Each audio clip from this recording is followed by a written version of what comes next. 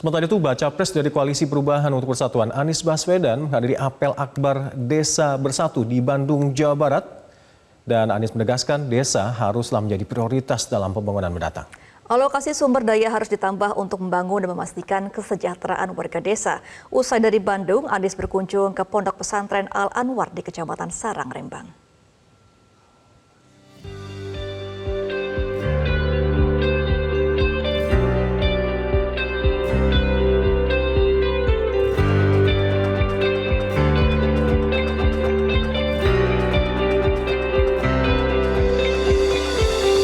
Bakal calon Presiden Anies Rashid Baswedan menghadiri apel akbar Desa Bersatu Jawa Barat dan jalan bersama Amin di Stadion Sijalak Harupat pada Minggu pagi. Mantan Gubernur DKI Jakarta tersebut disambut ribuan pendukungnya baik relawan, kader PKS, PKB, hingga Partai Nasdem. Dalam apel akbar tersebut, Anies menegaskan desa harus menjadi prioritas dalam pembangunan mendatang. Anies berujar para petani, peternak, nelayan selama ini menyiapkan makanan untuk seluruh keluarga di Indonesia. Karena itu, kesejahteraan mereka harus meningkat. Desa harus menjadi prioritas dalam pembangunan ke depan. Alokasi sumber daya untuk desa-desa kita harus ditambahkan supaya desa-desa punya bekal untuk membangun dan memastikan sejahtera warganya. Di Bandung, Anies juga bertemu dengan alumni Institut Teknologi Bandung, mulai dari para profesor, doktor, aktivis, hingga berbagai profesi lainnya. Anies merasa terhormat, dipercaya oleh 1000 alumni ITB. Dalam diskusi bertajuk Ngariung 1000 alumni ITB bersama Anies Baswedan, Anies yang menjadi pembicara kunci pun menegaskan pentingnya ilmu pengetahuan dan metode ilmiah sebagai pembimbing dalam menentukan kebijakan pemerintah. Sebab kebijakan yang berdasar pada ilmu pengetahuan dan metodologi ilmiah akan mampu menghindarkan pemerintah dari mal-policy dan mal-recovery dalam pembangunan.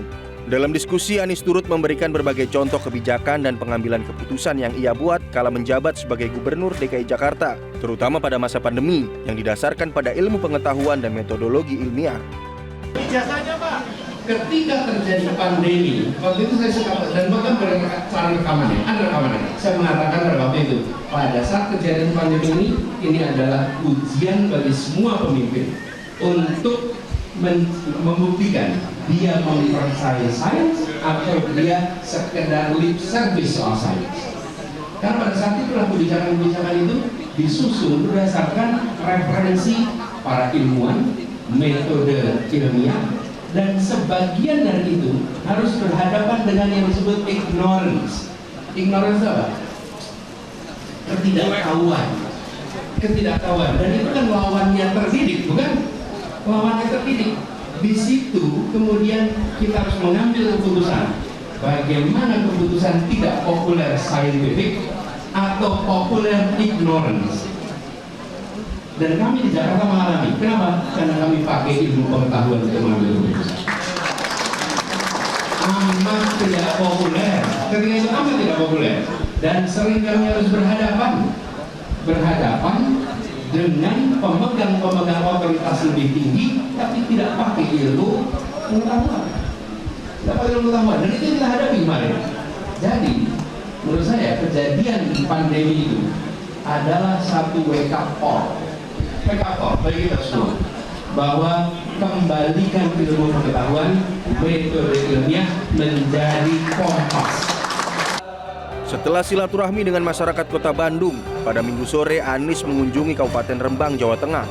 Anies bersilaturahmi ke beberapa ulama kos pengasuh sejumlah pondok pesantren di Kecamatan Sarang.